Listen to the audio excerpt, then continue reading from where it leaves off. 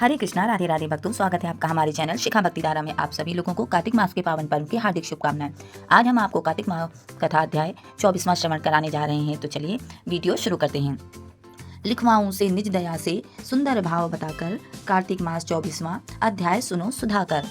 राजा पृथु बोले, हे मुनिश्रेष्ठ, आपने तुलसी के इतिहास व्रत महत्तम के विषय में कहा। अब आप कृपा कर मुझे ये बताइए कि कार्तिक मास में क्या और भी देवताओं का पूजन होता है, ये भी विस्तार पूर्वक बताइए। नारद जी बोले, पूर्व काल की बात है, सदा सहा पर्वत पर करवीकर में धर्मदत्त नामक विख्यात कोई धर्मज्ञ ब्राह्मण रहते थे।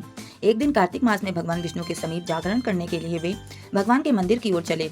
उस समय एक पहर रात बाकी थी। भगवान के पूजन की सामग्री साथ लिए जाते हुए ब्राह्मण ने मार्ग में देखा कि एक भयंकर राक्षसी आ रही है।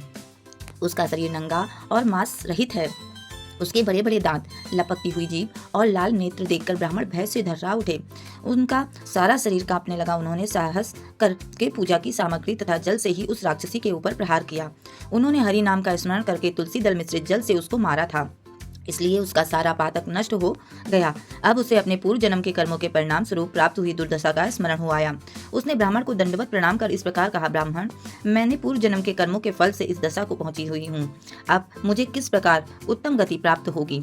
धर्मदत्त ने उसे इस प्रकार प्रणाम करते देखकर आश्चर्यचकित होते हुए पूछा कि किस कर्म के फल से तुम इस दशा में पहुंची हो, कहाँ की रहने वाली हो, तुम्हारा क्या नाम है और आचार व्यवहार कैसा है, ये सारी बातें मुझे बताओ। उस राक्षसी का नाम कलहा था।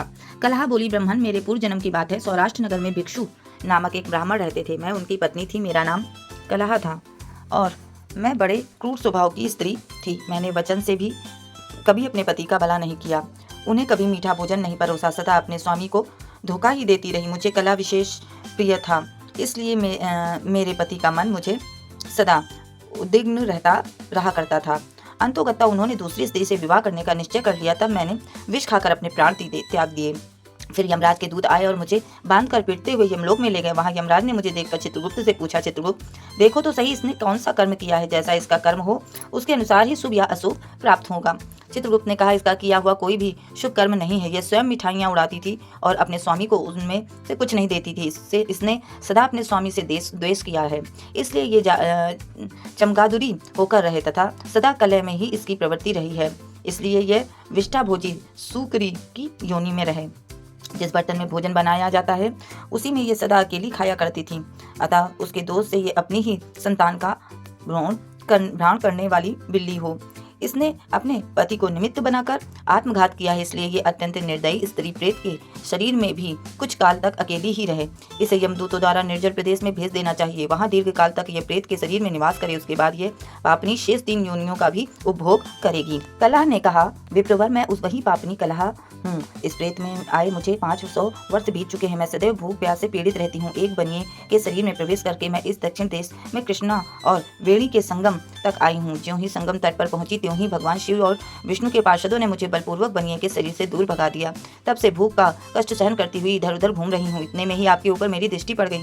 आपके हाथ में तुलसी मिश्रित जल का संसर्ग पाकर मेरे सब पाप नष्ट हो गए। द्विजश्रेष्ठ, आप ही कोई उपाय बता दीजिए जिससे मेरे शरीर से भविष्य में होने वाली भयंकर 3 योनियों में से किसी प्रकार से मुक्ति हो जाए। कला का ये वचन सुनकर धर्मदत्त उसके पिछले कर्मों और वर्तमान अवस्था को देखकर बहुत दुखी हुआ। फिर उसने बहुत सोच विचार करने के बाद कहा कि धर्मदत्त जी के कथन की कथा का वर्णन 25वें अध्याय में किया जाएगा और ये 24वां अध्याय पूर्ण हुआ। आप सभी लोगों को एक बार फिर से कार्तिक माह के पावन पर्व की हार्दिक शुभकामनाएं। वीडियो में दी गई जानकारी अच्छी लगी हो, वीडियो पसंद आया हो तो प्लीज़ लाइक, शेयर व सब्सक्राइब करें। राधे राधे।